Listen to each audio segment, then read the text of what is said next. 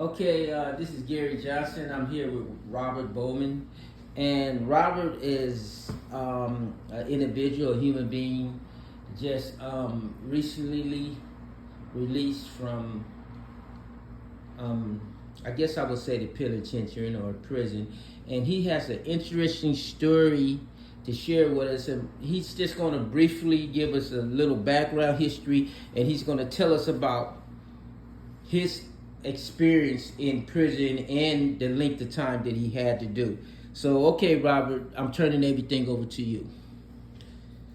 Good evening. My name is Robert Bowman. I'm just been released. I'm on day 25. I was down 24 years and 9 months for committing a homicide. I grew up in the state of Maine in the 60s and 70s.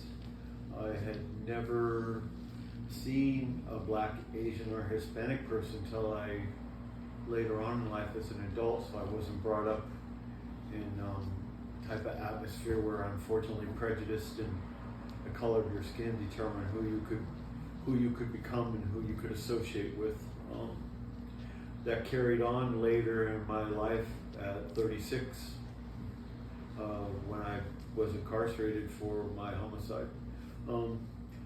I'm in no way your average guy that you're gonna see on a prison movie. I'm not a tough guy.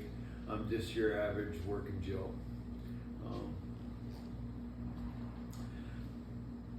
My experience in incarceration was one of fascination and confusion at first.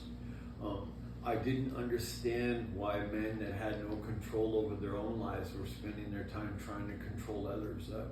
People telling someone to roll up their mattress and when to work out and when to do roll call and who to hurt physically and how to act in a certain way accordingly. It was very strange to me. What happened to me early on in incarceration is after the fact that I wouldn't do these things I just stated, they sent an older gentleman to my house and said, "Hey, you know what? You don't really fit in here. I think what you ought to do is you probably should roll your stuff up tonight because they're going to come and get you at breakfast." And I was like, "What do you mean?" He goes, "Well, you're not doing what they're telling you to do, and so I don't want to see you get hurt. I go, "Well, you don't know me." He goes, "That's right, but you just don't fit in here. Just go ahead and go and tell the officer that you need to leave here for your safety." So I did. I found out later that was quite a shameful thing to do as an inmate, but I was shocked at the time for having become the type of human that did what I did, and I wasn't adjusting well to the incarcerated life. I have done 23 of my 25 years working for administration at the different prisons. I've did level 4 time at Salinas Valley. I went to the SHU for having assaulted a correctional officer. I've done time at Old Corcoran, and I just spent the last 8 years at CIM at a level 2 prison. What state were you in? I was in the. I grew up in Maine, but I was incarcerated in the state of California. So this is between March of '99 and just last month, November of 2023.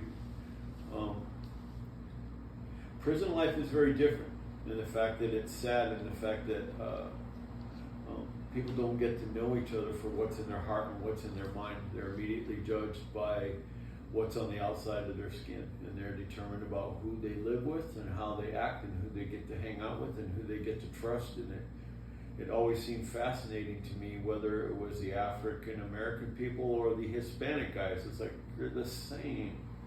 It's just that you grew up in this neighborhood and you grew up in that neighborhood, but when it comes down to it, a southerner and a northerner or a Crip or a Blood, it's like you want to have a decent job, you have a nice woman and some children in your life, and have a decent car and a nice house. The only thing that's different is you grew up on this neighborhood and you grew up on that neighborhood. I was eventually giving myself the opportunity to get a second chance at life. I never did that. spent my time at Salinas Valley. I worked for the captain, and I would never really lift my head and associate much with people. I bumped the seal with the door. I ended up getting a second charge, and I was put in the cork and shoot for 3 years. I came out of there and did time at level 3, and I started to realize that some people are actually doing this thing called rehabilitation to try to change themselves. Excuse me, Robert. I just thought of something. All right. Did you refer earlier that once you come into the prison system, that you are told by people of your peers, or what I'm really trying to say, other white guys, that you are to disassociate yourself with black inmates? Yeah, which was weird, as I said, because I having not seen people of color in my neighborhood. I just grew up in a small town of 5,000-6,000 people in Maine. I didn't understand why these people were telling me what to do, and who I could associate and who I couldn't. Some of these people seemed like nice, genuine men, but it was because of the fact that they were telling me you have to hang out with only white people. They had this thing called a woodpile. I didn't understand any of that, and frankly, I didn't really want to. All I wanted to do was to just do me and be quiet and come to terms with me and this horrendous thing I'd done. And so a lot of this is the fact that they're constantly having different people watching and who you're hanging out with. I couldn't share a cup of coffee with the person because of the color of their skin, or I couldn't sit down and play a game of chess with somebody because of the color of their skin. Okay, but what would happen if you did violate that rule? There's usually, you're new, you get a talking to, hey, you can't do that. And then if you do it again, you're going to be dealt with in a physical manner. And if you continue to do that, they're going to slice you or poke some holes in you. And it's because they expect you to do it. And at that point, you're probably going to get sent into medical to get patched up, and they're going to send you on what's called you're getting rolled up, and you get sent off to another location. So you telling me if a person comes to prison and say, for instance, a white person comes to prison and they're not racist, but because of the way the prison environment is, they will actually have to be forced to be racist.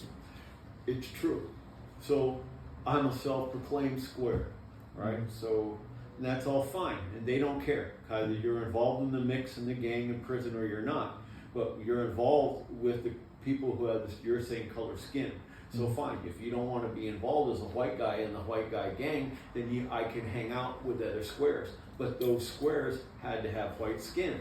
So even for somebody that wasn't involved, and as I said, I wasn't a tough guy or involved in any gang, you're still being monitored and watched, and the fact that the other inmates were allowing me to be on the yard because I hung out with the other white squares that didn't want to have anything to do with the gang or the weapons or the drugs that are on each and every facility at each and every prison. It just for some guys it wasn't who we were on the street. We're guilty. I was guilty, and I deserved to be in a prison cell, but I didn't want to change to try to fit in, because that wasn't me, and why was I going to try to be somebody I wasn't? But at the end of the day, these people can still physically hurt you very seriously and put you in the hospital. So it's like, fine, we'll leave you alone, and they leave us alone, and you do your thing, and you go hang out with the people that don't want nothing to do with this, and go be in the corner. Mind you, you can't be involved sometimes and not be involved other times. So you're either involved or you're not. Mm-hmm. Me, I was ostracized in the fact that I worked at administration for the sergeants, lieutenants, and captains. So that came with a rat jacket. So when I walk in a room, people scatter like cockroaches when the light turns on. What do rat jacket mean? A rat jacket is a jacket that they put on you saying, because you work there, you must be telling. But at the end of the day, the people that work in administration, we're working in there because we have certain clerical skills that they see. And we keep our mouth shut, and we behave in a professional environment around people that are lieutenants and captains who are basically what would be your middle and upper management in a corporate organization. We don't know who's got what in their pocket, and frankly, we don't care. And frankly, at the end of the day, I found out by working there, it got me off the yard and it got me away from... Got what in their pocket? who knows what that person has in their Like, pocket? A you know, person like could have a carrying- weapon, a yeah. person could have a syringe, a person could have any number of drugs that you could think of. Oh. And at the end of the day, we wouldn't care. I don't care. As long as it's not on me and it's not in the cell in which I lay my head down at night, I didn't mind. Let people be who they're going to be. One thing that's similar about every prison yard, it's like a small village. And you have people all different ages, all different races, all different parts of life. I mean, you have people that were Hispanic that came from well-to-do families. Or you have people who were Hispanic who were illegal immigrants and their parents worked in a field. So the yard may have 1,000 inmates on it, and it's the size of a football field, but it's a small village because you don't leave that yard unless there's a reason for you to go off and do something. I ended up eventually trying to change my life, and I got to the point where I was forgiving myself enough to the point where I was trying to get a second chance at life, which, like I say, here I'm 25 days into doing this. I was found suitable on August 27, 2021. Having committed the Thompson case, I had to get signed off by the governor, which I did in January of last year. And then I started half-time on a 4-year term for Thompson case. And so now I was able to earn good credits. And Well, tell me something. Since you've been out of prison, yes, what is the experience of freedom? I feel like George Jetson. I am amazed at I've never used a cell phone and I've never used the internet. Having not had family, I wasn't getting mail and phone calls. So coming out, the cell phone,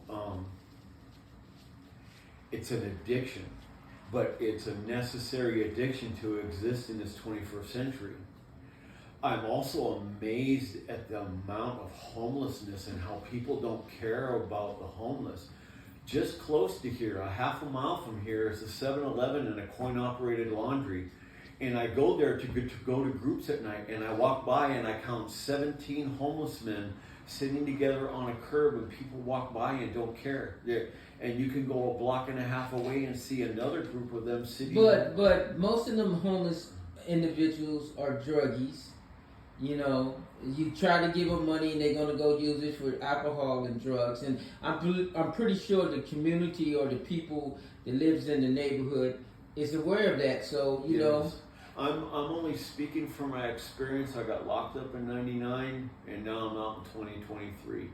I was 36 then and I'm 61 now. I don't remember the volume of homelessness, and people care just as little for the homeless then as they do now, and they had the same opinion. It's my personal opinion that not everybody became homeless because they chose to shove our narcotic in their arm instead of pay their rent. I think for every single homeless person, you have a different story of why they ended up there, just like every single person in a prison cell ended up there for a different I understand your sentiments, but okay, what's the solution? I mean, what can you do to make the homeless guy's situation better? I've decided that my desire to give back, which occurs in most of us people who have done a few decades of incarceration, is to find our little niche to give back to society for the pain that we've caused. And mine is going to be more in the domestic violence avenue. I know other people that are deeply involved in AA, NA, or Criminal Gangs Anonymous. Mine is going to be involved in domestic violence. Okay, but if I can go to a food shelter and help the homeless and feed them there, but I do not have the resources myself to help another homeless man. I don't think the homeless situation in this state can be solved because of the general callousness of the society in which we live in. It's so fast-paced and people don't care. And it's only gotten worse. I cannot see in the fast-paced society in which we live that people don't care enough to get to the root of the problem. Okay, but what I'm trying to get to as to the homeless situation, we're in the state of California, and there is a lot of programs that provide shelter for homeless. And I have talked to many homeless people, and they don't like to be in shelters. They prefer to be on the streets than in a shelter situation. And the right to life, liberty, and the pursuit of happiness, right? So if a person wants to live that way, they get to live that way. As long as they're not hurting the next man, that's fine. I kind of look at it similar to an alcoholic's desire to get straight. If a person wants to change, they're going to change, and they have to do that for themselves. If a person is on the street and they want to stay on the street and they say, I'd rather be on the street because I don't want responsibilities, then that is what it is. There are some of those people who are out there that want that. There are some of those people who are out there that would just as soon have a roof over their head and warm food in their belly and a shower and some clean water every day. I think it takes a lot of reaching out to find the person that wants to help and the ones that don't. And that takes a special type of person to want to deal with that branch of society and have some people tell you, leave me the hell alone, I'm not bothering you, I want to live like this. And to spend every day to go from each lost soul to each lost soul to try to help those that truly desire and want the help was almost like going to each lost soul in the yard of those people who wanted to overcome their addiction. At the end of the day, every person has a right to live the way they want to live, and if they want to live addicted or they want to live homeless, it's all about choice.